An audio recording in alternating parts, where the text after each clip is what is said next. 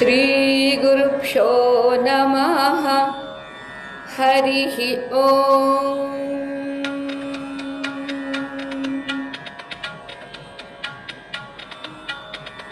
सर्वतन्त्रस्वतन्त्राय सदात्माद्वैतवेदिने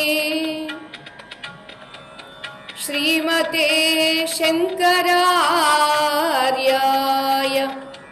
वेदांत गुरवे नमः।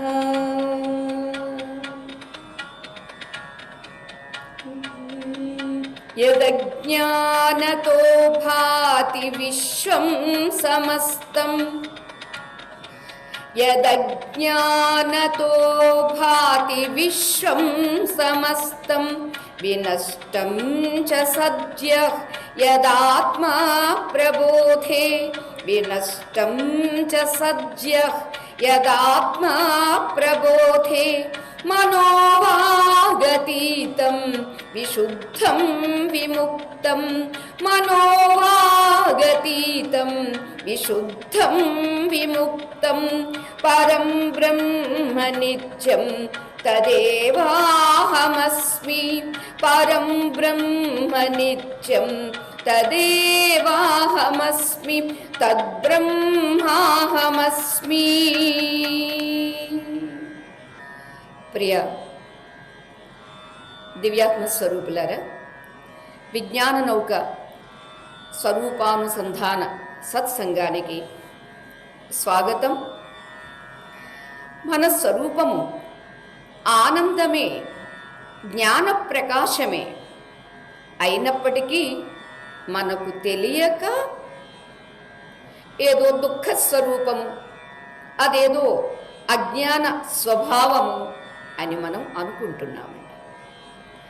తెలియని దాన్ని తెలియచేయడానికే ఎవరు కావాలి? గురువు కావాలి.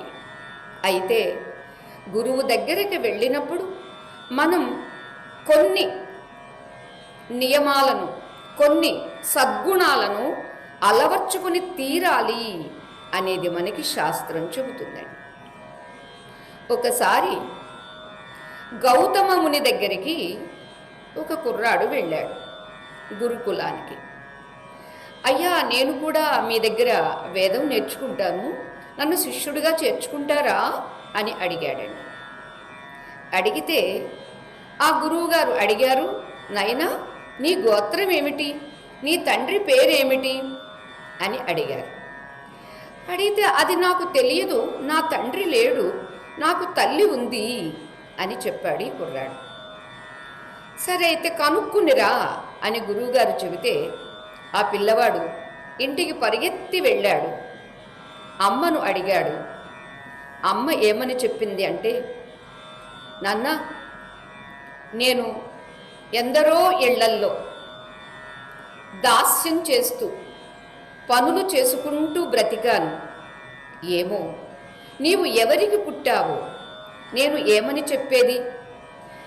అంతగా నేను వివరించి కూడా చెప్పలేను. కానీ ఒకటి మాత్రం చెప్పు నీ గురువుతో, నా పేరు జాబాల, నీ పేరు సత్యకాముడు. ఇంత మాత్రం చెప్పు. నీ తండ్రి ఎవరో నాకే తెలియనప్పుడు నీకెలా చెబుతాను? చేత గోత్రం కూడా నేను ఎలా చెప్పగలను అని చెప్పింది ఆ తల్లి. ఆ పిల్లవాడు పరిగెత్తుకుని మరలా గురువుగారి దగ్గరికి వచ్చి, నేను జాబాల సత్యకాముణ్ణి అని తల్లికి తనకి జరిగినటువంటి సంభాషణ అంతా వివరించాడండి.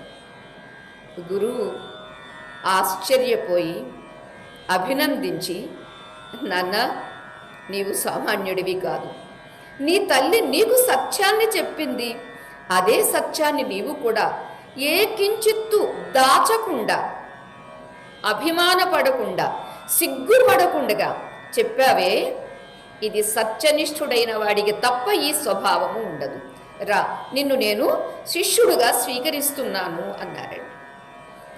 ఈ సంఘటన చూస్తే మనకు బ్రహ్మజ్ఞానం కావాలి, నా స్వరూపమేదో నాకు తెలియాలి అని అనుకున్న మనకు ఏముండాలండి లక్షణం? సత్యం, సత్యం, సత్యం. ఒకటి, సత్యాన్ని తెలుసుకోవాలి అని అనుకున్న నీవు సత్యమే మాట్లాడాలి. అది నీచమా, ఉన్నతమా, అయ్యో అది సిగ్గుపాటుతనమా అనేది కూడా ఆలోచించాల్సిన అవసరం లేదు స్వవిషయంలో. అదే ఇతరుల విషయంలో మనం చెప్పాల్సి వస్తే మనం నిశ్శబ్దంగా ఊరుకోవడమే ఉత్తమము అని కూడా మనకి అదే శాస్త్రం చెప్పిందండి. జాబాల సత్యకామ ఆ కథను వింటే ఆ తల్లి ఏ సత్యాన్ని చెప్పింది, పిల్లవాడు అదే సత్యాన్ని ఎంత బాహాటంగా, ఎంత నిరభిమానంగా చెప్పాడు. ఇది సత్యాన్వేషణకి ఉండాల్సినటువంటి ఒక ముఖ్య లక్షణం అండి. అందుచేతనే ఈ సత్యాన్వేషి అయినటువంటి వాడికి ఎప్పుడు ఎలా ఉండాలి అని అంటే, ఒకసారి ఒక మహాజ్ఞాని ఉన్నాడండి. ఆయన భిక్షాటన చేస్తూనే ఉండేవాడండి. అంతే తప్ప ఆశ్రమాలు పెట్టుకుని ఏవో దాచుకుని వాళ్ళని వీళ్ళని యాచించుకునే ఆ పరిస్థితి ఏమీ లేకుండగా ఆకలి వేసినప్పుడు భిక్షకు వెళ్ళేవారు, లేనప్పుడు ఆశ్రమంలో ఉండేవారు. అయితే ఈయనకు ఉన్నటువంటి ఒక మంచి అలవాటు ఏమిటంటే, జోలెలో అద్దం పెట్టుకుని వెళ్ళేవారండి. జోలెలో అద్దం పెట్టుకుని వెళ్ళేవారండి. సరే, ఎక్కడెక్కడికి వెళ్ళినా మధ్య మధ్యలో అద్దం తీసుకుని తన ముఖం చూసుకునేవారు, మరలా జోలిలో వేసుకునేవారు. ఈ కాలం పిల్లలు ఇవాళ అద్దాలు కూడా సెపరేట్గా ప్రత్యేకించి పట్టుకెళ్లాల్సిన అవసరం లేదులేండి. చేతిలో సెల్ ఫోన్ ఉంటుంది కదండి, గుళ్ళోకి వెళ్ళినా కూడా సెల్ ఫోన్లో చూసుకుని బొట్టు పెట్టుకునేది. అదే ట్రైన్లో ఉన్నా లేదా ఎయిర్పోర్ట్లో ఉన్నా ఎక్కడున్నా ఆ సెల్ ఫోన్లో చూసుకుంటే మన ముఖం మనకి క్లియర్గా కనిపిస్తుంది. బొట్టు చెరిగిందా, ఇది జుట్టు రేగిందా అనేది కూడా మనకి తెలిసిపోతుంది. కానీ ఇక్కడ మీరు చేస్తున్నారు లేదా మనము చేస్తున్నామంటే అది పదే పదే ముఖం అందంగా ఉందా లేదా, నలుగురు దగ్గరికి వెళ్ళినప్పుడు నేను చక్కగా ఉండాలి అనే ఉద్దేశంతో చేస్తున్నాము. కానీ ఇక్కడ ఇంతటి జ్ఞాని అద్దం పట్టుకుని వెళుతూ ఉంటే పాపం మీలాంటి వాళ్ళల్లో ఎవరో ఒకరు మొత్తానికి ఒకరోజు అడిగారండి, అయ్యా మీ అలవాట్లు మీ జ్ఞానము అంతా చాలా బాగుంది, అటువంటి మీరు ఇవాళ అద్దాన్ని పట్టుకుని ఎందుకు తిరుగుతున్నారు? ఆ అద్దం పదే పదే ఎందుకు చూసుకుంటున్నారు? రెండండి, ఒకటి పట్టుకుని వెళ్ళడం, రెండవది పదే పదే చూసుకోవడం. విద్యాప్రకాశానందగిరి స్వామివారు అనేవారండి, జేబులో సిగరెట్ ప్యాకెట్ పెట్టుకుంటేనట్టు నన్ను కాల్చు నన్ను కాల్చు నన్ను కాల్చు అంటుందట. అలానే ఆ ప్లేస్లో ఆ పెట్టి తీసి పడేసేసి భగవద్గీత పెట్టుకుంటే నన్ను చదువు నన్ను చదువు నన్ను చదువు అంటుంది, అంచేత దాని ప్లేస్లో ఇది రీప్లేస్ చేసి పెట్టుకో అనేవారు. అంచేత ఇక్కడ కూడా మరి జోలిలో ఉండే అద్దం ఏం చెప్తుందంటే నన్ను చూసుకో నన్ను చూసుకో అని అందరినీ అంటుందేమో కానీ జ్ఞానిని అనటం లేదు. కానీ జ్ఞాని చూసుకుంటున్నారు. సరే, ప్రశ్నించినటువంటి వాడికి గురువుగారు చెబుతారు ఏమని అంటే, భిక్షాటనకి వెళ్ళినప్పుడు ఒక తల్లి మహానుభావ వచ్చారా, రండి రండి అని ఆదరంగా భిక్ష వేస్తుంది.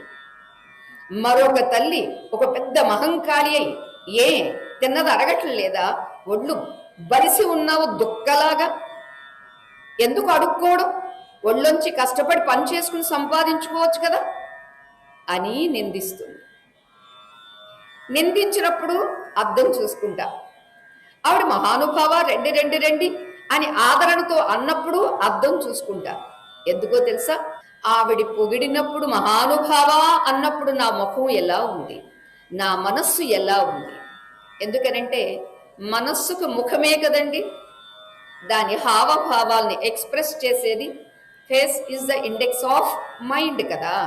అందుచేత నా మనస్సు ఎలా ఉంది అనేది నా ముఖాన్ని మరి నాకు నేను చూసుకోలేనుగా, అంచేత అద్దం పెట్టుకున్నాను, అద్దంలో చూసుకుంటాను.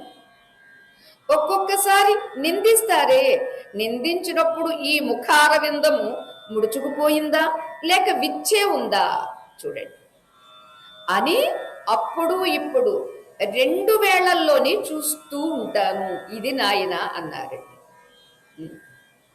జ్ఞాని అంటే ఏమిటి అని అంటే, ఆ జ్ఞాని తన భాషల్లో చాలా సంక్షిప్తంగా చెబుతాడు. ఏమిటి అంటే, నేను అనేది పుట్టినిల్లు, మేను అనేది మెట్టినిల్లు, నేను అనేది పుట్టినిల్లు, నేను అనేది మెట్టినిల్లు. ఈ ప్రపంచంలో నేనున్నాను అంటే అది స్మరణ. అవును, ఈ ప్రపంచంలో నేనున్నాను, నేనేదో చెయ్యాలి, నేను ఎంత చేసినా నన్ను ఎవరు గుర్తించలేదు, ఇంకా ఏం చెయ్యాలి, ఇదంతా ఉబలాటము, ఆరాటము, పోరాటము, ఇదంతా ఏమిటండి? స్మరణ. ఎంతటి ప్రపంచం ఆత్మనైన నాలోనే ఉన్నది అని అనుకోవడం స్ఫురణ. ఎన్నాళ్ళ నుంచి వింటున్న మనము స్మరణలో ఉన్నామా, స్ఫురణలో ఉన్నామా అనేది మనం చూసుకుంటే తెలుస్తుందండి. ఏమోనండి, స్మరణే అనిపిస్తుంది కానీ అప్పుడప్పుడు స్ఫురణ వస్తుందండి.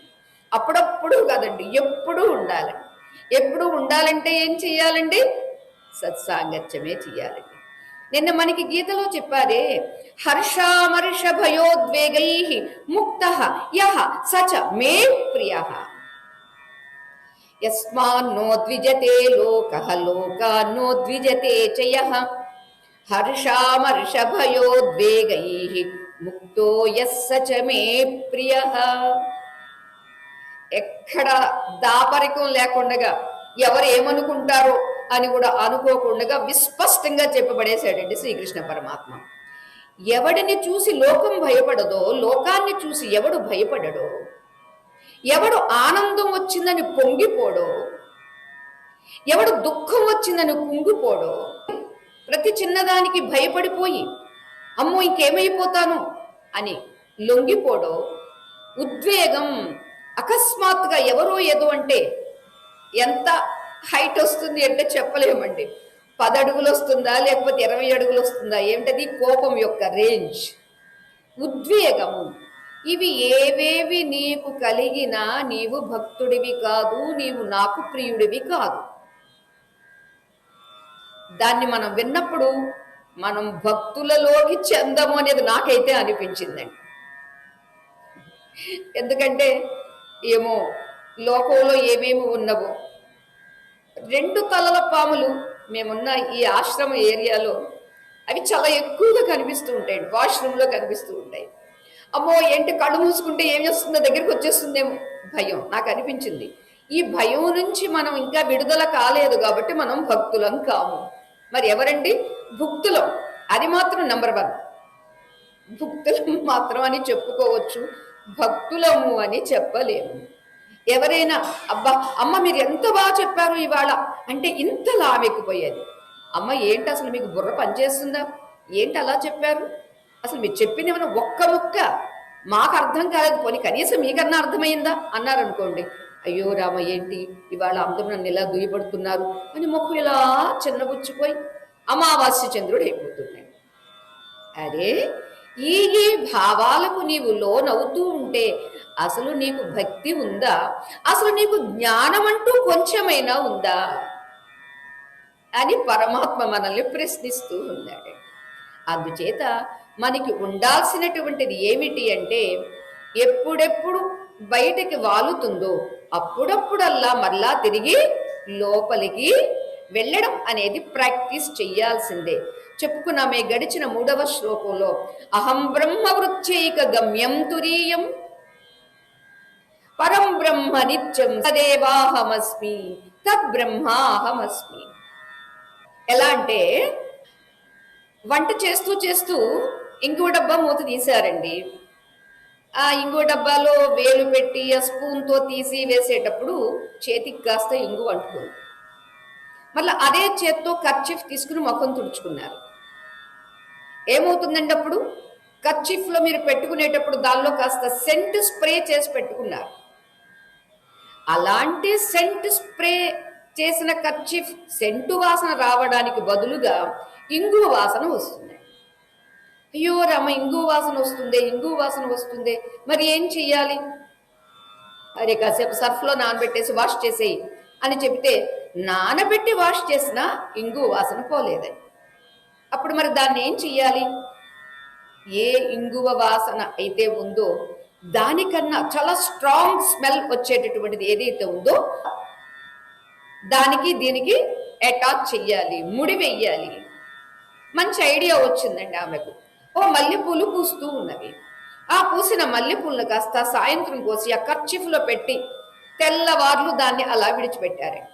తెల్లవారిన తర్వాత కాస్త కర్చీఫ్ ముడి విప్పి చూస్తే మల్లెపూలన్నీ విచ్చుకుని ఉన్నాయి. స్మెల్ అంతా కర్చీఫ్ పట్టేసుకుందండి కదా.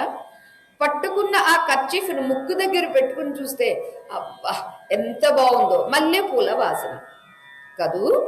అలానే ఇక్కడ మనందరికీ నేను మనిషిని, నేను స్త్రీని, నేను ఒక మాతాజీని, నేను ఒక గృహిణిని, నేను ఒక తల్లిని, నేను ఒక అత్తను, నేను ఒక అమ్మమ్మని, నాన్నమ్మను, చాలా చాలా చాలా ఉన్నాయి.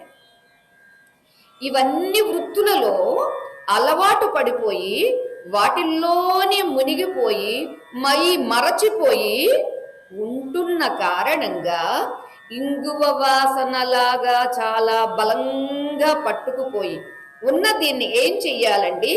తెల్లవార్లు మల్లె మొగ్గలు వేసి కర్చీఫ్ ఎలా మూట కట్టారో అలా అహం బ్రహ్మాస్మి తద్బ్రహ్మాహమస్మి ఆర్ద్రం జ్వలతి జ్యోతిరహమస్మి జ్యోతిర్జ్వలతి బ్రహ్మాహమస్మి అహమస్మి బ్రహ్మాహమస్మి అహమేవాహం మాం జుహోమి స్వాహ అని ఒక మంత్రం వస్తుందండి.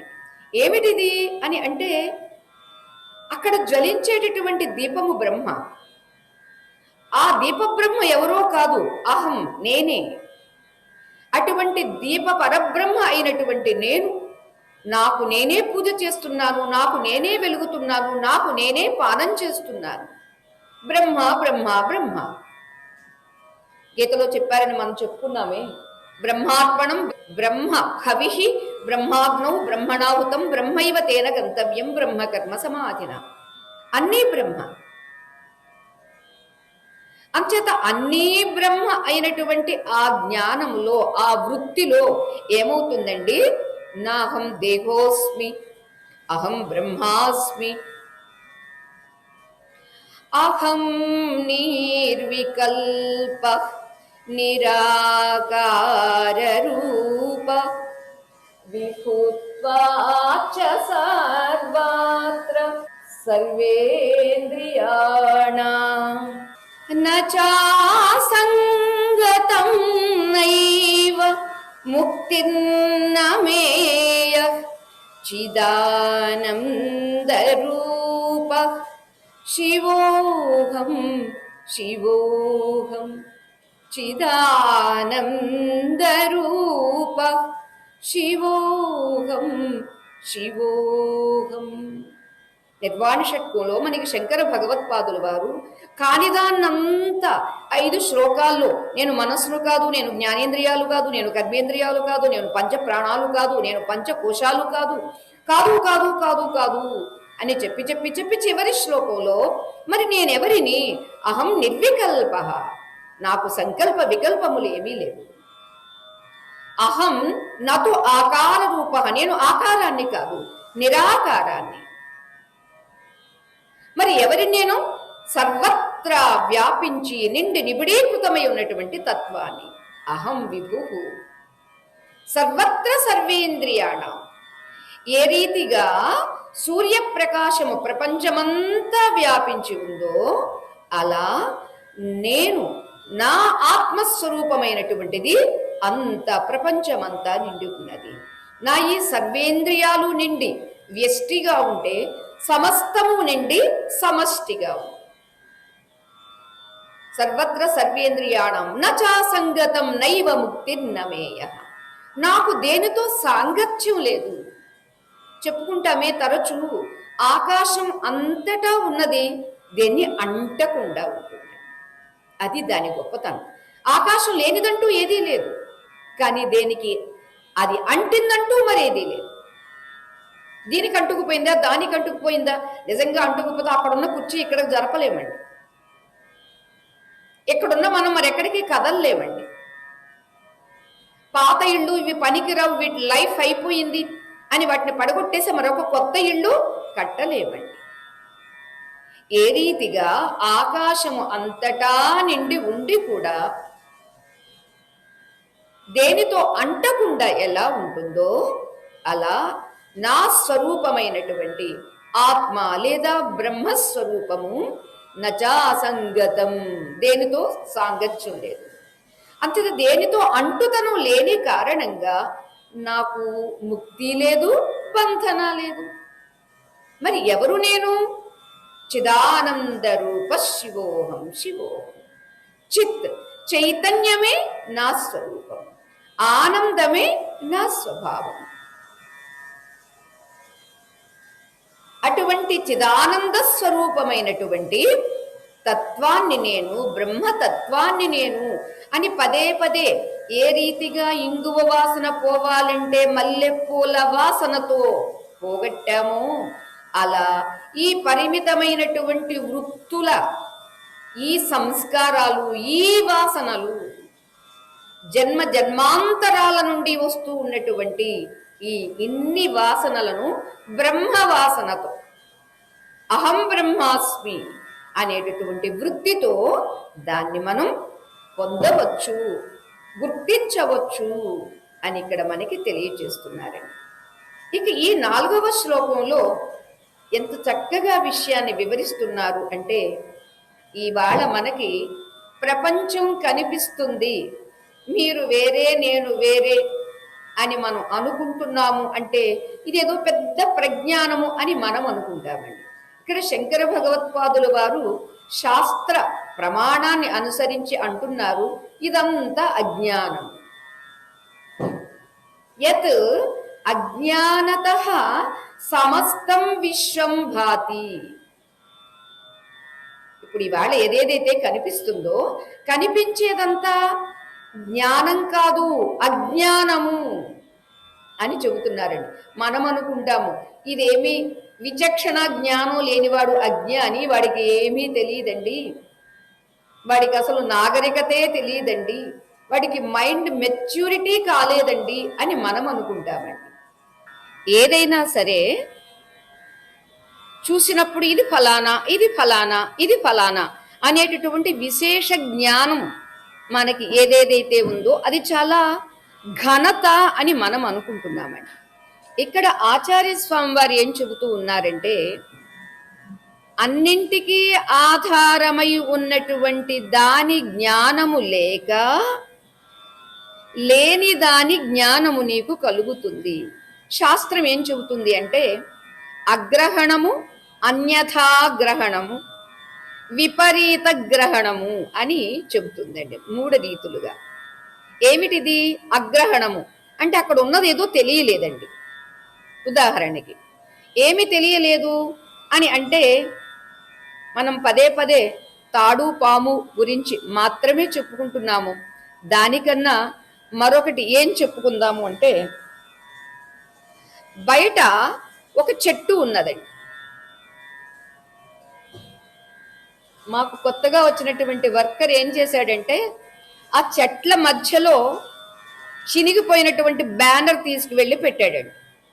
నేను నిజంగా ఒక రోజు ఆ బ్యానర్ని చూసి, బ్యానర్ అని నాకు తెలియదు, పెట్టింది నేను కాదు కాబట్టి, ఏమిటి అక్కడ ఎవరో దాక్కుని ఉన్నారు. ఎందుకు? ఎవరు? అలా గాలికి కదులుతూ ఉంది.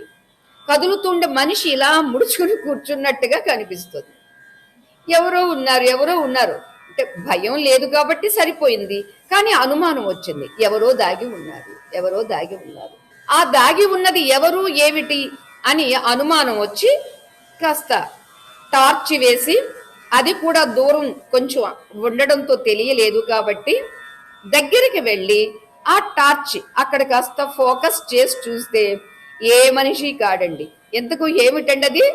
బ్యానర్స్ కలిపేసి చుట్టేసి పెట్టేసి ఉండడంతో ఆ బ్యానర్స్ కున్న రంగులతో ఆ ముఖము, కళ్ళు, ముక్కు, నోరు, పైన డ్రెస్సు ఇలా వంగి కూర్చున్నట్టుగా డిట్టో అలా కనిపించింది.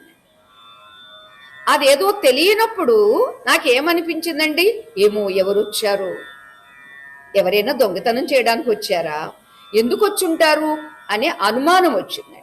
ఈ అనుమానానికి కారణం ఏమిటి? అజ్ఞానము. అందుకని ఇక్కడ మనకి శాస్త్రం ఏం చెబుతుంది అంటే, సహజమైనటువంటి సత్యమైనటువంటి తత్వము యొక్క జ్ఞానము లేక యత్ అజ్ఞాన అంటే, అజ్ఞానం అంటే జ్ఞానం లేకపోవడం. దేని జ్ఞానం లేకపోవడము? సత్యమైన దాని జ్ఞానం లేకపోవడం. ఇక్కడ సత్యం ఏమిటి? ఉదాహరణలో చెట్ల మధ్యలో ఉన్నటువంటి బ్యానర్ సత్యం అండి. ఆ బ్యానర్ నాకు ఏమయ్యింది? అగ్రహణం. నేను గ్రహించలేదు, అది బ్యానర్ అని నాకు తెలియలేదు. ఈ అగ్రహణం ఏం చేసిందండి? అన్యథాగ్రహణం. అన్యథ అంటే వేరుగా నాకు కనిపిస్తుంది. ఎలా వేరుగా కనిపిస్తుంది? అసలు బ్యానర్ మనిషిలాగా ఉండడం ఏమిటండి? నాకైతే మనిషిలాగే కనిపించింది. అప్పుడు లాగే కదండి, మనిషే. అప్పుడు లాగా కాదు, అక్కడ మనిషి దాక్కున్నాడు. ఇది అన్యథాగ్రహణం అండి. ఇక్కడ అన్యథాగ్రహణం, మనిషి దాక్కున్నాడు అని అనిపించిన తర్వాత దానికి తోడు ఏమనిపిస్తుందండి? అసలు ఎందుకు దాక్కోవాలి? వాడు ఎవడై ఉండాలి? వాడు దొంగనా లేకపోతే హంతకుడా? ఎవడు వాడు? విపరీత గ్రహణం అండి. చూడండి, ఒకటి అగ్రహణం అయితే రెండవది అన్యథాగ్రహణం. అంటే ఉన్నదాన్ని ఉన్నట్టుగా చూడకపోవడం అనేది పెద్ద పొరపాటు కాదండి, దాన్ని వేరుగా అనుకోవడం పెద్ద పొరపాటు అండి. వేరుగా అనుకున్న దానికి చెలవలు పలవలు వేసి వాడు దొంగ లేకపోతే ఎవడు, ఏమిటి, నన్ను చంపడానికి వచ్చాడా, ఏం చేయడానికి వచ్చాడు అనేటటువంటి ఇన్ని అనుమానాలు మనస్సులో రేకెత్తేసరికి ఎలా ఉంటుందండి? చెమటలు పడతాయండి. ఇదేమిటండి? విపరీత గ్రహణం అండి. ఎప్పుడైతే ఈ విపరీతంగా అనిపించిందో కాస్త ధైర్యం తెచ్చుకుని, ఎంత సత్సంగం చేస్తున్నాం, ఎంత వేదాంతం చెబుతున్నాము, దొంగ అయితే మాత్రం ఏమైంది, హంతకుడైతే మాత్రం ఏమైంది, వస్తాడు పొడుస్తాడు, అంతకు మించి ఏం చేస్తాడేమిటి, పోయేది శరీరమే కానీ నేను కాదు కదా అని ఒక ధైర్యం తెచ్చుకుని టార్చ్ లైట్ పట్టుకుని వెళ్ళి చూసేసరికి ఏమయ్యిందండి? విపరీత గ్రహణము లేదు, అన్యథాగ్రహణము లేదు, అగ్రహణము లేదు. మరి ఏం జరిగిందండి? అక్కడ గ్రహణం జరిగిందండి. గ్రహణం అంటే సూర్యగ్రహణం కాదు సుమా, ఉన్నదాన్ని ఉన్నట్టుగా గుర్తించడం. అంచేత ఎప్పుడైతే గ్రహణం జరిగిందో, యథాతథాన్ని గుర్తించడం జరిగిందో, అప్పుడు ఏమయ్యిందండి? భయం పోయింది. భయమే కాదు, దొంగవాడు పోయాడా పారిపోయాడా? ఎక్కడికి పారిపోయాడు? అసలు దొంగవాడే లేడండి. మరి అక్కడ ఏమున్నదండి? ఓన్లీ బ్యానర్, బ్యానర్ క్లాత్ మాత్రమే ఉన్నది. ఆ బ్యానర్ క్లాత్ చెట్ల కొమ్మల్లో పెట్టి ఉండడంతో అక్కడ మనిషి దాక్కున్నట్లు కనిపించింది. అని ఎప్పుడు కనిపించిందండి? అట్లు అని టార్చ్ వేసి చూసినప్పుడు. ఇక్కడ కూడా శంకర భగవత్పాదులు వారు తెలియచేస్తున్నారు, ఎప్పుడైతే నీకు సత్యము నిత్యము అయినటువంటి బ్రహ్మజ్ఞానము లేకుండా పోయిందో అప్పుడు నీకు ఈ విశ్వమంతా కనిపిస్తుంది. ఎలా? నాకు బ్యానర్ కనిపించినట్లుగా. బ్యానర్ కనిపించలేదండి, దొంగవాడు కనిపించినట్లుగా. ఏది? అగ్రహణము, అన్యథాగ్రహణము, విపరీత గ్రహణం. అంచేత ఈ మూడు లక్షణాలు అక్కడ నాకు ఎలా కనిపించినవో అలా విశ్వముగా కనిపించింది. ఏమిటిది? అన్యథాగ్రహణం. ఎందుకని? అగ్రహణం ఉంది కాబట్టి, బ్రహ్మను బ్రహ్మగా గ్రహించలేదు కాబట్టి. ఎప్పుడైతే బ్రహ్మను బ్రహ్మగా మనం గ్రహించలేదో అన్యథ వేరుగా ఎలా చూస్తున్నామంటే విశ్వంగా చూస్తున్నాము. విశ్వంగా చూస్తే మాత్రం వచ్చిన నష్టం ఏమిటండి? అక్కడ మనిషిగా కనిపిస్తున్నాడు. మనిషి ఒకటే కనిపిస్తే నేను ఊరుకుంటానా? నా మనసులో ఎన్ని రకాల భావాలు, ఎన్ని రకాల ఉద్వేగాలు, ఇవన్నీ విశ్వము అనేటటువంటి దాన్ని, ఏది ఉన్న బ్రహ్మను విశ్వంగా అన్యథ గ్రహణం చెయ్యడం వల్ల విపరీత గ్రహణం కూడా అవుతుంది. ఈ ప్రపంచంలో కొందరు నా వాళ్ళు, కొందరు నా వాళ్ళు కాని వాళ్ళు. కొందరంటే నాకు ఇష్టం, కొన్నంటే నాకు ఇష్టం, మరి కొందరంటే మరి కొన్నంటే నాకు అయిష్టం. ఇవన్నీ ఏమిటండి? విపరీత గ్రహణం. అంచేత ఇక్కడ శంకర భగవత్పాదుల వారు యత్ అజ్ఞానతః భాతి సమస్తం విశ్వం, అజ్ఞాన కారణంగా ఈ సమస్త విశ్వము నీకు కనిపిస్తుంది. అంటే ఇప్పుడు మనల్ని దేనిలోకి జమ కట్టారండి? అజ్ఞానులం. Number 1, number 2, number 3. వీటిల్లో కొంచెం బాగా సుపీరియర్ గా ఉన్నటువంటి వాడు నెంబర్ 1 అజ్ఞానులు. కాస్త కొంచెం కొంచెం ఉన్నవాళ్ళు చివరి నంబర్గా ఉన్నటువంటి వాళ్ళు. మొత్తానికి ప్రపంచ జ్ఞానము వీడికి ఎంత ఉందో వీడు అంత అజ్ఞాని, సంపూర్ణ అజ్ఞాని అని శాస్త్ర ప్రమాణాన్ని బట్టే చెప్పారే తప్ప శంకర భగవత్పాదులు వారు ఊరికే ఏమీ చెప్పలేదు. అంచేత అటువంటి ఈ సమస్త విశ్వము ఏదైతే కనిపిస్తూ ఉన్నదో అది నీవు ఒక్కసారి టార్చ్ పెట్టి చూసినప్పుడు అక్కడ దొంగ లేడు, భయము లేదు, ఏ భావాలు లేవు. అక్కడ ఉన్నది ఏమిటంటే ఓన్లీ బ్యానర్.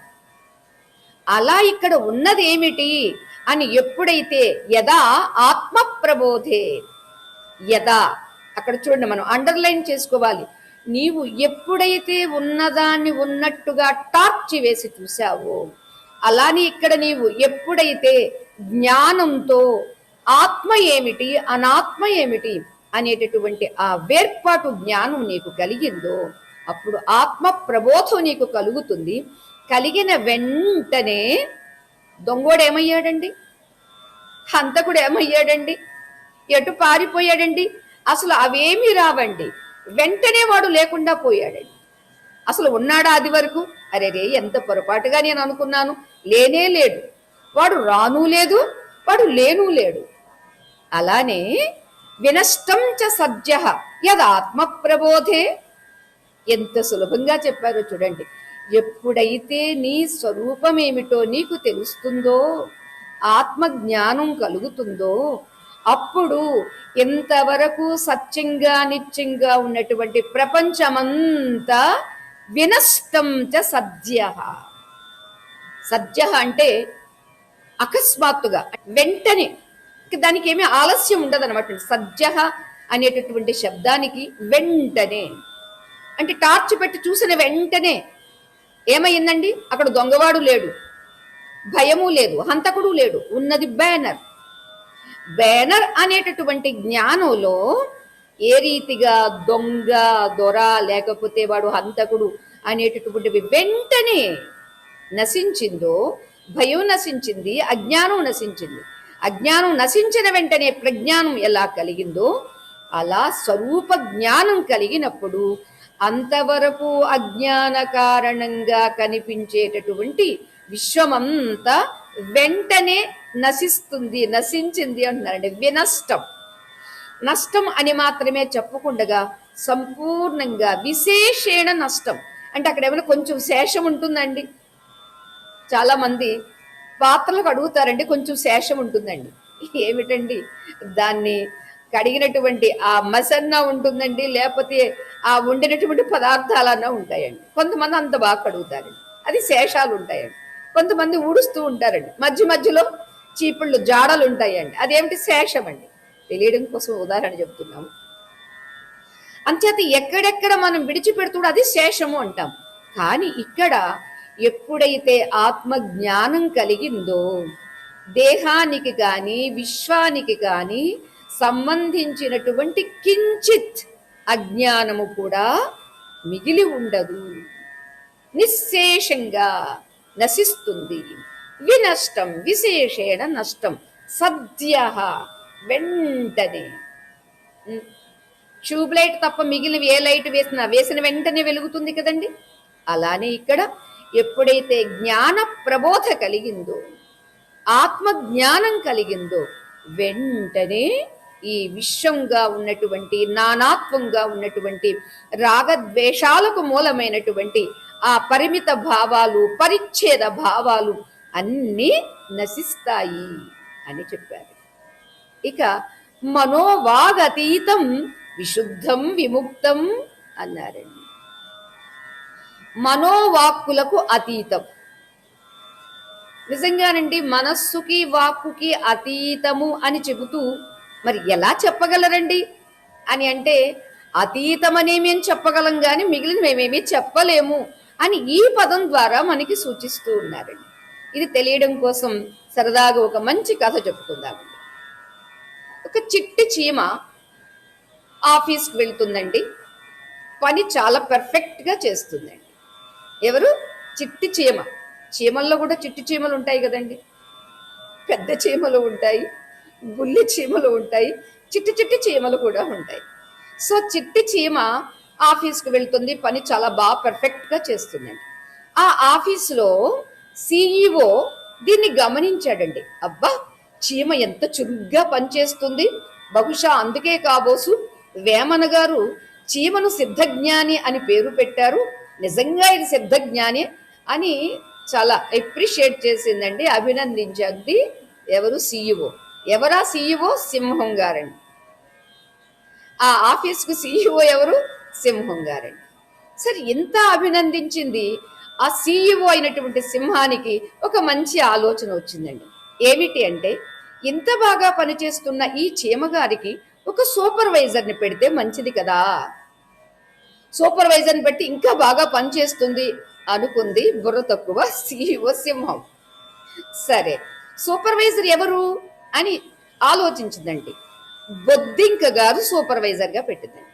ఎవరు? బొద్దింకను సూపర్వైజర్గా పెట్టి, అదిగో చీమ చాలా బాగా యాక్టివ్గా పనిచేస్తుంది, దాని మీద నువ్వంతా సూపర్వైజ్ చెయ్యి అని చెప్పింది. ఇంతకు ఈ బొద్దింక ఏమనుకుంది అంటే, అన్నీ నేనెక్కడ చూసుకోగలను, బొద్దింక కాస్త తొందరగా కదలదు కదండి. మనోవాగతీతం అని శంకర భగవత్పాదులు వారు చెప్పారు కదా, దానికి మనం ఒక కథ చెప్పుకుంటూ ఉన్నాము.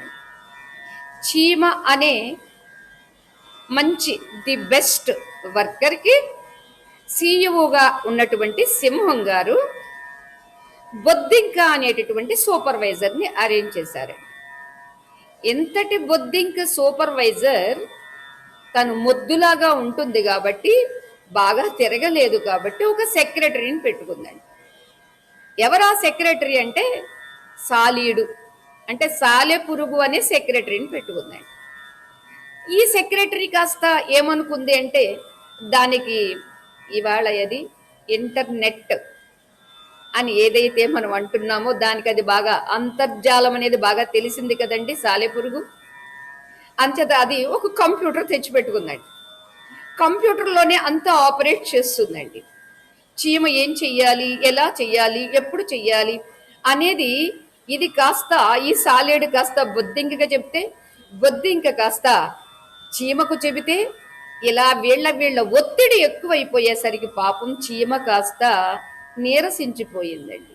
చేస్తూనే ఉంది, ఇంకా ఇంకా ప్రెజర్స్ వస్తూనే ఉన్నాయి. దాంతో పాపం అది కాస్త చురుకుదనం తగ్గిపోయింది.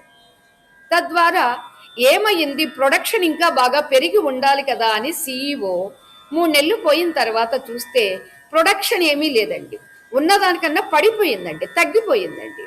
సరే, దీనికి కారణం ఏమిటి అని అదే సిఇఓగా ఉన్నటువంటి సింహం గారు ఒక కన్సల్టెంట్ను పెట్టిందండి.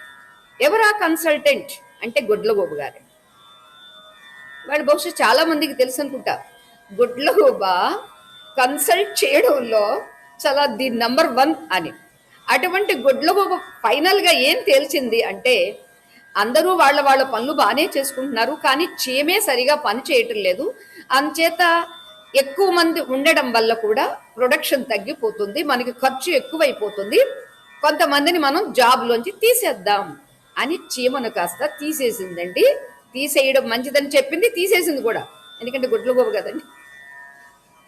ఇది ఎందుకు చెప్పుకుంటున్నామంటే, వినడానికి చాలా మజాగానే ఉన్నప్పటికీ ఇవాళ ప్రస్తుత సమాజంలో జరుగుతున్నది అదేనండి.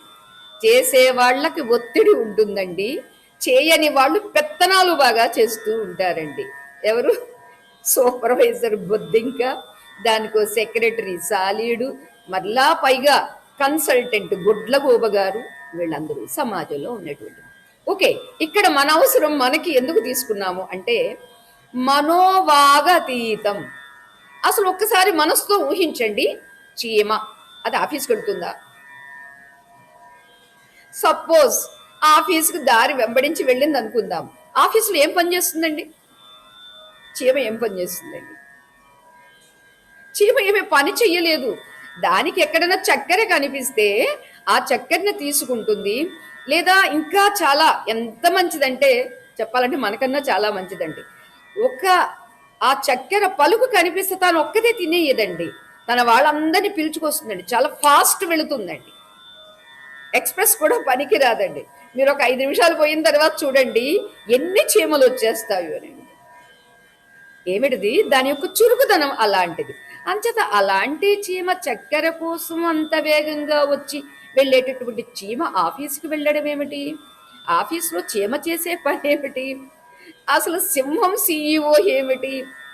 సింహమైనటువంటి సీఈఓ మరలా దానికి ఒక సూపర్వైజర్ని పెట్టడం ఏమిటి? ఇదంతా మనస్సుతో ఊహించడానికి కూడా వీలు కాదండి. ఇక వాక్కుతో ఎలా వర్ణిస్తాము? ఏమని వర్ణిస్తాము? చీమ ఎలా వెళ్ళింది ఆఫీస్కి, వెళితే ఏం పని చేసింది, సీఈఓ సింహం ఎలా చెప్పింది, బొద్దింకి ఎలా సూపర్వైజ్ చేసింది, అరే సాలీడు ఎలా వాళ్ళకి డైరెక్షన్స్ ఇచ్చింది, సెక్రటరీ కాబట్టి కన్సల్టెంట్ గుడ్లగొప్ప గారు ఎలా ఎలా పళ్ళు పురమాయించింది అని అంటే ఏమో అంత అయోమయంగా ఉంటుంది కదూ. అలానే ఇక్కడ మనస్సుకి వాక్కుకి అందనటువంటిది ఆ బ్రహ్మతత్వము. అటువంటి బ్రహ్మతత్వం గురించి ఏమని చెప్పేది, ఎలా అని చెప్పేది? చెప్పేది కాస్త ఇదే, మనస్సుకు అందదు, వాక్కుకు అందదు. మరి మనస్సుకి వాక్కుకి అందని దాన్ని మనం ఎలా అందుకోవాలండి అంటే ఆ రెండింటిని వదిలేసి అందుకోవాలండి. ఇక్కడ ఇది క్యాచ్ చేయాలండి. వాటిని పట్టుకునే వేలాడుతూ ఉంటే అది మనకి దొరకటం లేదు, చిక్కటం లేదు. మరి ఏం చేయాలండి? వాటిని వదిలేయాలంతేనండి. తిరుమల దర్శనానికి అభిషేకం టికెట్ తీసుకున్నాం అనుకోండి, తెలియక ఎవరో ప్యాంట్ వేసుకుని వచ్చారు. ఆడపిల్లలు చూడీదారు వేసుకొస్తే కూడా నాట్ అలౌడ్ అండి. వేసుకొస్తే వాళ్ళు ఏమంటారు? అరే మీరు ఇలా వస్తే మేము అభిషేకానికి రానివ్వము. మరి ఏం చెయ్యాలండి? మళ్ళా కాటేజ్కి వెళ్ళి డ్రెస్ మార్చుకుని రావాల్సిందే. అది మార్చుకోవడానికి మా దగ్గర పంచో లేకపోతే ఆడపిల్లలకి లంగాయో ఓణీ లంగాయో లేదు అని అంటే యూ హ్యావ్ టు బేర్, వచ్చే అవకాశం లేదు, బయటే ఉండాల్సిందే.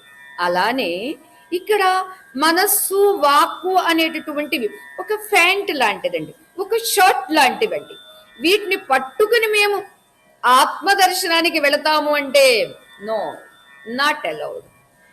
ఇక్కడ చెప్పాలంటే నాట్ అలౌడ్ అని కూడా కానే కదండి, వీటికి ఆ కెపాసిటీ లేదండి.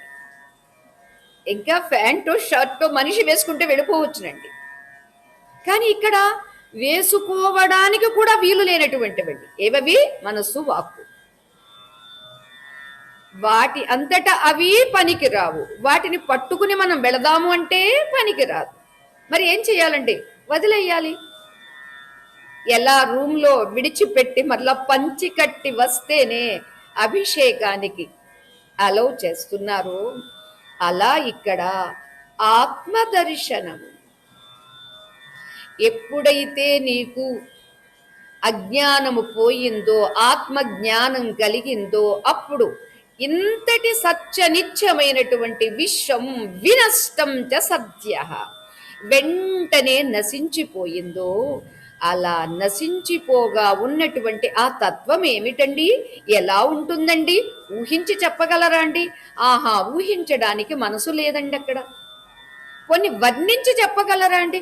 అయ్యో, మనసే ఊహించలేకపోతే ఇక వాక్కు ఎలా వర్ణించగలదు? వాక్కుకు కూడా అవకాశం లేదు. అంచేత మనస్సుకి వాక్కుకి అందనిదే తప్ప మనకు అందనిదని చెప్పలేదండి. ఇక్కడ మనం ఎవరిని అప్పుడు నేను మనస్సు కాదు, నేను వాక్కు కాదు, మనసు వాక్కు ఉంటేనే నా బ్రతుకు అనుకున్నటువంటి మన అపోహను కూడా తొలగిస్తుంది. అంచేత ఎవరిని నేను అని అంటే మనస్సుకు అతీతమైన తత్వాన్ని, వాక్కుకు అతీతమైనటువంటి తత్వాన్ని అని చెబుతూ విశుద్ధం, చాలా శుద్ధము.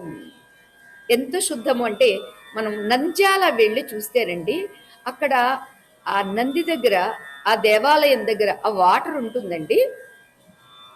మీరు ఒక చిన్న ఇసుక రవ్వ వేశారనుకోండి, అది కూడా కనిపిస్తుంది.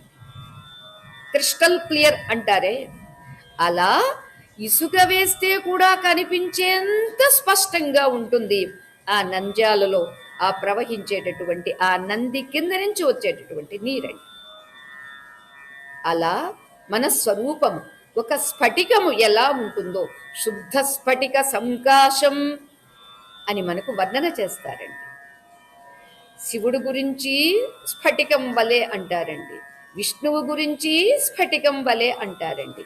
మరి ఈ రెండు వర్ణనలు ఎవరికండి?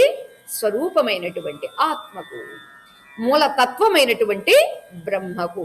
అంచేత విశేషేణ శుద్ధం విశుద్ధం, విగత శుద్ధం కాదు సుమా, ఇక్కడ విశేషేణ శుద్ధం అంటే ఆ శుద్ధమైనటువంటి ఆ తత్వంలో నీకు మరొకటి నానాత్వము, అన్యత్వము, ఏదో ఒక చిన్న మచ్చన, లేకపోతే ఏదో ఒక చిన్న వస్తువ, లేదా ఒక చిన్న వెలితిన, లేదా కొద్ది అసంతృప్తిన, ఏదో మూల ఆవేదన, ఆహా, ఇవేవి ఉండడానికి వీల్లేదు, ఉండవు.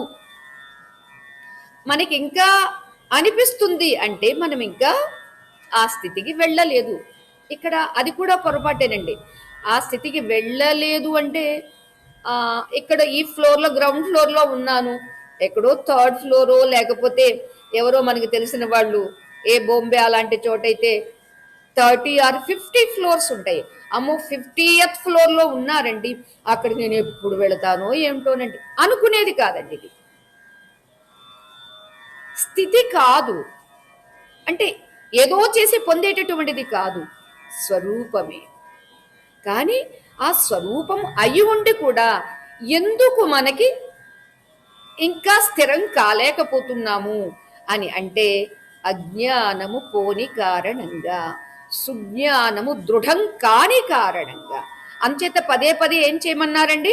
అహం బ్రహ్మాస్మి, అహం బ్రహ్మాస్మి. ఈ వృత్తిని నీవు పదే పదే పదే పదే ప్రాక్టీస్ చెయ్యి. తద్వారా ఈ వృత్తికి గమ్యమైనటువంటిది ఏమా గమ్యం? నీవే గమ్యం. నీ వృత్తికి నీవే గమ్యం. ఎందుకని? బ్రహ్మ నీవే, బ్రహ్మయే నేను అని అభ్యాసం చేసేది కూడా నీవే. అందుకనే గమనము గమ్యము రెండు ఒకటేనండి ఇక్కడ వేదాంతంలో. అదే మనం హైదరాబాద్ వెళ్ళాలనుకోండి, ఆశ్రమం నుంచి ఎయిర్పోర్ట్ వరకు వెహికల్ అయితే, అక్కడి నుండి మరలా ఎయిర్ ఫ్లైట్ అయితే మరలా అక్కడి నుంచి మరలా వేరే వెహికల్, ఇలా మనం 3 మారాల్సి వస్తుందండి. ఈ 3 దారులు వేరే. మరి ఇక్కడ కూడా అలానా అండి అంటే కాదు కాదు. ఇక్కడి నుండి బయలుదేరిన వాహనము నీవే, ఫ్లైటు నీవే, మరలా అక్కడ ఎయిర్పోర్ట్ నుంచి ఇంటికి వచ్చే వాహనము నీవే, చేరేది నీవే. నీకు గమ్యంగా ఉన్నటువంటి ఆ స్వరూపము నీవే. ఇదండి. ఇంత గమనము గమ్యము ఒకటే అయినప్పటికీ కూడా ఎందుకు ఇంకా అర్థం కావటం లేదండి అని అంటే, అందుకే అర్థమయ్యేంత వరకు ఏం చెయ్యాలండి? ఆసుప్తే రామృతే కాలే నయేత్ వేదాంత చింతనం. నిద్ర వచ్చేంత వరకు, చచ్చేంత వరకు. నేను చెప్పలేదండి, శాస్త్రం చెప్పిందండి. ఆసుప్తే అంటే నిద్ర వచ్చేంత వరకు, ఆ మృతే కాలే నీవు చచ్చేంత వరకు. ఇంకా బ్రతికి ఉన్నాం కాబట్టి ఏం చెయ్యాలండి? వేదాంత శ్రవణం చెయ్యాలండి. ఇంకా నిద్ర రాలేదండి, ఏం చెయ్యాలండి? వేదాంత చింతనం. చాలా మంది పడుకుంటే నిద్ర రావట్లేదండి. ఓకే, ది బెస్ట్ టైం, ఎందుకంటే అందరూ పడుకుంటారు కదా, నువ్వు పడుకునే వేదాంత చింతనం చెయ్యి, అప్పుడు నిద్ర ఎందుకు రాదో తెలుస్తుంది. వేదాంత చింతనం మొదలు పెట్టారనుకోండి, ఇంక మనసు గారు కాస్త మౌనం అయిపోతుందండి, సైలెంట్ అయిపోతుందండి. ఎప్పుడైతే మనస్సుకు ఊపుని మనం ఇచ్చామో, మనస్సుకు మనం స్వేచ్ఛనిచ్చామో, ఓ ఎక్కడెక్కడికి పోతుందో, ఏం చేస్తుందో అసలు అర్థమే కాదండి. తెల్లవార్లు నిద్రపోకుండానే ఆలోచనలు ఆలోచనలు, సంకల్పాల మీద సంకల్పాలు, సంకల్పాల మీద వికల్పాలు, ఓ ఎంత డ్యాన్స్ చేసేస్తుందో, చేయించేస్తుందో. అప్పుడు ఏం చెయ్యాలండి? వేదాంత చింతనం చేస్తే చచ్చినట్టు పడి ఉంటుందండి. ఎవరండి? మనస్సు అండి. అంచేది ఇక్కడ విశుద్ధం అని చెప్పడానికి గల కారణం మనోవాగతీతం విశుద్ధం విముక్తం. ఎప్పుడైతే ఆ క్రిస్టల్ క్లారిటీ ఉంటుందో, విశుద్ధంగా ఉంటుందో, అప్పుడు అది విముక్తం, వేరయ్యే ఉంది, విడుదల అయ్యే ఉంది. కొత్తగా విడుదల కావాల్సిన అవసరం లేదు. ఎందుకని? బంధన లేదు అని తెలిసింది కాబట్టి. బంధింపబడి ఉంటే దాన్ని ఎవరైనా విడిపించాలండి. అయ్యో నన్ను ఎవరో కట్టేశారు, లేదా నన్ను నేనే తెలియక కట్టేసుకున్నాను, నన్ను విడిపించండి, విడిపించండి. ఎప్పుడైతే నీ స్వరూప జ్ఞానం నీకు తెలిసిందో, అక్కడ నీ మనస్సు లేదు, అక్కడ నీ వాక్కు లేదు, అక్కడ నేను అన్న ఈ మేను లేదు, అక్కడ ఇలాంటి మేనులు ఎన్నో కలిసి తిరుగుతూ ఉన్నటువంటి ఈ విశ్వం లేదు. మరి ఉన్నది ఏమిటండి? ఉన్నది ఒక్కటే, అదే బ్రహ్మం ఒక్కటే, పరబ్రహ్మం ఒక్కటే అని చెప్పారండి. అంచేత ఇక్కడ విశుద్ధం విముక్తం, విడుదలయ్యి ఉన్నది, విముక్తం విశేషణ ముక్తం. ఎక్కడ పోనీ కాలు కానీ చెయ్యి కానీ ఎవరన్నా కట్టేశారండి అంటే ఆహా ఎవ్వరూ కట్టి లేరు అని తెలిసింది కాబట్టి నన్ను విడిపించండి అని అనాల్సిన అవసరం కూడా లేనే లేదు అన్నారండి. ఇలా చెప్పేది ఎవరండి? అదే సద్గురువు. అంటే ఎవరు విశుద్ధులై ఉన్నారో, ఎవరు విముక్తులై ఉన్నారో, ఎవరికి అజ్ఞానం నశించిందో, ఎవరు ప్రజ్ఞాన స్వరూపులై వారి ఆత్మ ప్రబోధం కలిగిందో అటువంటి వారు మాత్రమే చెప్పగలరు. చెప్పుకున్నామే, ఆ ఉపదేశించినటువంటి ఆ ఉపదేశమే పదము, అదే చరణం. ఒకసారి ఒక మహాత్ముడు మన భారతదేశం నుండి అమెరికా వెళ్ళారు. అమెరికా వెళ్ళిన తర్వాత అందరూ కలిసి చక్కగా వారు ఇచ్చేటటువంటి స్పీచెస్ అది బాగా అట్రాక్ట్ అయ్యారు. ఒక చోట ఆశ్రమం కల్పించారు. ఆ ఆశ్రమంలో ఉంటున్నారు. ఎవరెవరికి ఏ ఏ సంశయం కలిగినా రండి, నాకేమీ అభ్యంతరం లేదు, ఎనీ టైం వెల్కమ్ అని చెప్పారు. సరే ఒకరోజు ఈయన ధ్యానం చేసుకుంటూ ఉండగా ఒక ఆయన వచ్చాడండి. వస్తే ఆయన వచ్చినట్టుగా తెలియలేదు, ధ్యానం చేస్తూ ఉన్నారు. అప్పుడు కళ్ళు తెరిచి చూశారు. సాష్టాంగ నమస్కారం చేశాడు వచ్చినవాడు. అయ్యా నాదొక డౌట్ అన్నాడు. ఏమిటి నాయన? గురు పౌర్ణమి వస్తుంది కదండి, అందరూ నేను గురువుని నేను గురువుని కూర్చుని పూజలు చేయించుకుంటారు. నాకు ఇది నచ్చలేదండి. పాదాలకు పూజ ఏమిటి? ఏముంది పాదాలు? అయినా ఆ పాదాలు ఎక్కడెక్కడో తిరుగుతూ ఉంటాడు. బూటు వేసుకుని తిరుగుతాడు, బూటు లేకపోయినా కూడా సాక్స్తో తిరుగుతాడు, సాక్స్ లేనప్పుడు కూడా తిరుగుతాడు, పేడలో కాలేస్తాడు, ఇంకేదో పెంటలో కాలేస్తాడు, రోడ్డు మీద వేస్తాడు, ఇంకెక్కడెక్కడో తిరుగుతాడు. అన్నింటా మునుగుతూ అన్నింటా అడుగులు వేసే ఆ పాదానికి పూజ ఏమిటండి? ఇది నాకు నచ్చలేదండి అన్నాడు. దాన్ని నవ్వుతూ సరే అయితే ఇప్పుడే మనం అలా బయటికి వెళదాము అని అన్నారు స్వామీజీ. సరే అతడితో కలిసి బయటికి వెళ్ళారండి. ఆ ప్రక్కనే చక్కగా ఒక ఫ్లోయింగ్ వాటర్, నదో లేకపోతే ఏదో మొత్తానికి నీళ్లు ఉన్నవండి. ఆ నీళ్లలో చాలా బాగుంది ఆ సెలయేరులాగా వాటర్ ఫాల్. అక్కడ కొద్ది దూరంలో జాలర్లు ఉన్నారు, వల వేసి పడుతూ ఉన్నారు. అక్కడ ఏం జరుగుతుందో చూసిరా అన్నారండి. వెళ్ళాడు ఇతను, ఏది వచ్చినటువంటి ఆ భక్తుడు వెళ్ళాడు, చూశాడు, వచ్చి చెప్పాడు. ఏం చెప్పాడు అంటే వల వేస్తున్నారండి. ఓకే, వల ఎక్కడ వేస్తున్నాడు? ఇంతకు వేసిన వలలో ఏం పడ్డాయి అంటే వల దూరంగా వేస్తున్నాడు. దూరంగా వేసినటువంటి ఆ వలలో చేపలు పడుతూ ఉన్నవి. ఓకే, ఆయన కాళ్ళ దగ్గర కూడా ఏమైనా ఉన్నాయా అని అంటే అవునండి, ఆయన కాళ్ళ దగ్గర చేపలు ఉన్నాయండి. మరి ఈ చేపలు వలలో పడటం లేదా? పడటం లేదండి. ఎందుకని?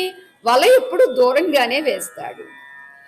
ఎవరి వాక్యమునందు విశ్వాసముంచి దాన్ని ఆచరిస్తూ ఉంటాడో అటువంటి వాడు చరణములను ఆశ్రయించినట్లు, పాద పద్మములను పూజించినట్లు. ఇప్పుడు ఎవరికైనా అమ్మకు కోపం వచ్చిందనుకోండి, లేదా అమ్మకు అంత కోపం రాదు కానీ నాన్నకు కోపం వచ్చిందనుకోండి, కళ్ళెర్ర చేస్తూ ఉన్నాడండి. అమ్మ సైగ చేసింది, ఏం లేదురా వెళ్ళి కాళ్ళ మీద పడిపోరా, క్షమించేస్తాడు నాన్న, అంతకన్నా మించి ఉపాయం ఏమీ లేదు అని అమ్మ సైగతో చెప్పిందండి. అంతేనండి. వీడు తెలివిగా వెళ్ళి కాళ్ళ మీద పట్టుకుని కాళ్ళను చుట్టేసుకున్నాడండి. చుట్టేసుకుంటే ఇంకేం చేస్తాడండి? అంత కోపం ఉన్న నాన్న కూడా కూల్ అయిపోయాడండి. ఎందుకు కూల్ అయ్యాడు? వాడు నిలబడి ఆర్గ్యుమెంట్ చేశాడు అనుకోండి, ఇద్దరికిద్దరు వాదనలు పెరిగిపోయామండి. కానీ ఏం చేశాడండి? అమ్మ ఇచ్చిన ఆ డైరెక్షన్తో కాళ్ళు పట్టేసుకున్నాడండి. ఎప్పుడైతే కాళ్ళు పట్టుకున్నాడో నాన్న కోపం పోయింది, వాడిని లేవదీశాడు. సరే నాన్న, ఎప్పుడు ఇలాంటి పనులు చెయ్యొద్దు, సరేనా అని ఎలా ఆదరిస్తాడో అలా ఏ జీవుడైతే సంసారము అనేటటువంటి ఈ సాగరంలో ఆ చేపల్లాగా దూరం దూరంగా అజ్ఞానము అనేటటువంటి దానిలోనే కొట్టుమిట్టాడుతూ ఉంటే మాయ అనేటటువంటి ఒక వల వేస్తాడు. యముడు అనేటటువంటి వాడు వేసి పట్టి దాన్ని చంపి తింటాడో అమ్ముతాడో, మొత్తానికి దాని జీవితము, చేపల జీవితము అంతమైపోతూ ఉంది. అందుచేత ఇలా అంతం కాకుండా ఉండాలి అంటే ఏం చెయ్యాలి? ఏ చేపలు తెలివిగా ఆ జాలరి కాళ్ళ చుట్టూ తిరుగుతూ ఆ పాదాల మీదే ఉన్నవో, ఆ పాదాలనే నువ్వన్న ఆ కాళ్లనే ఆశ్రయించి ఉన్నవో, అవి సేవ్ అయినవే, బ్రతికి ఉన్నవే, వలలో పడలేదే, రక్షింపబడి ఉంటూ ఉన్నవే. అలానే గురు చరణము, గురు పదము, గురు పదమే పాదార విందము. దాన్ని ఎవరైతే ఆశ్రయిస్తారో ఆ ఆశ్రయించినటువంటి వాడు ఒకటి రక్షణ పొందుతాడు, రెండవది శిక్షణ పొందుతాడు, మూడవది స్వరూపాన్ని అందుతాడు. ఎందుకు గురువు అవసరం? అందుకని తెలిసిన గురువు అండి. ఎవరు తెలిసిన వాడండి? తన స్వరూపాన్ని తాను తెలుసుకున్నవాడు.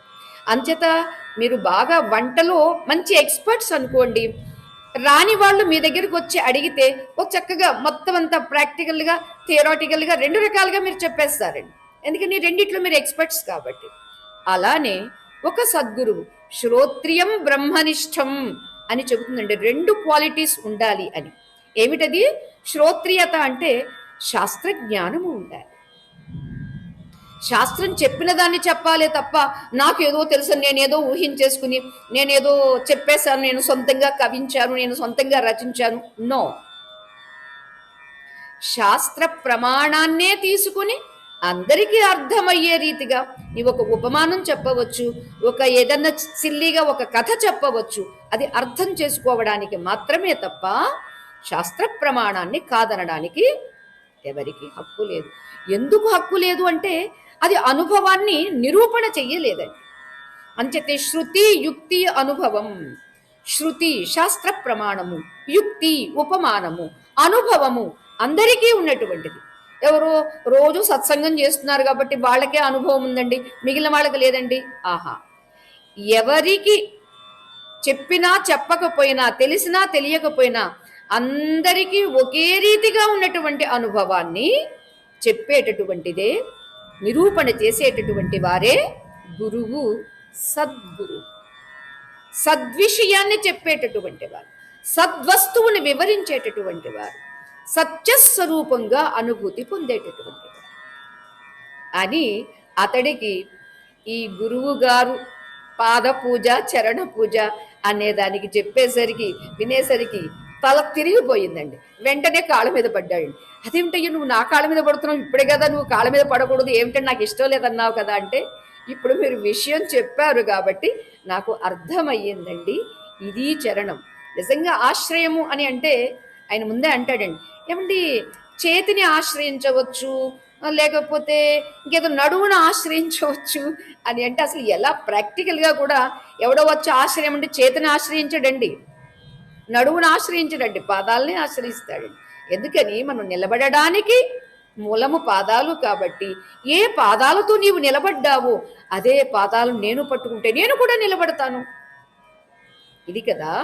అందుచేత చరణము లేదా గురు పాదము అని అంటే ఆ ఉపదేశించేటటువంటి ఆ వాక్యమే చరణము, ఆ ఉపదేశించేటటువంటి పదమే పాదము. పదం తస్య భావం పాదం. ఏం చేస్తుందండి ఈ పదం? నీకు ఆ మహోన్నత పదవి ఏమిటో నీకు నిరూపణ చేస్తుంది, చూపిస్తుంది, ఆహా నిలబెడుతుంది, నిన్ను అక్కడే ఉంచుతుంది. అందుచేత పదం పరమపదం యద్గత్వా న నివర్తంతే తద్ధామ పరమం మమ అని మన శ్రీకృష్ణ పరమాత్మ అన్నారే. దేనిని చేరితే, దేనిని పొందితే ఇక తిరిగి రావాల్సిన అవసరం లేదు, అది నా పరంధామము అని అన్నాడే. ఆ పరంధామము ఎక్కడో ఎప్పుడో అనేది కానే కాదు, ఇప్పుడే ఇక్కడే. పరం బ్రహ్మ నిత్యం తదేవాహమస్మి. ఆ నిత్యమైనటువంటి పరబ్రహ్మ నేను, నాకు నిత్యంగా సామీప్యంలోనే ఉంది, ఆహా స్వరూపంగానే ఉంది. అంచేత మర్చిపోయిన నేను, గుర్తించని నేను ఇప్పుడు గుర్తించమని అనుసంధానం చేయిస్తూ ఉన్నారు శంకర భగవత్పాదుల వారు. అటువంటి ఆ అనుసంధానంలో ఆత్మానుభూతిని మనం తప్పక పొందుదుముగాక, పొందించమని శంకర భగవత్పాదుల వారిని ప్రార్థిస్తూ మిగిలిన విషయం మనం రేపు చెప్పుకోవడానికి ప్రయత్నం చేద్దాం. ఓం సహనాభవతు సహనౌ భునక్తు సహ వీర్యం కరవావహై తేజస్వినావధీతమస్తు మా విద్విషావహై. ఓం శాంతి శాంతి శాంతి. లోకాః సమస్తాః సుఖినో భవంతు, సర్వే జనాః సుఖినో భవంతు, సమస్త సన్మంగళాని సంతు. హరి ఓం తత్సతు. శ్రీ గురుభ్యో నమః. హరి ఓం. జయ రాధేశ్యామ్.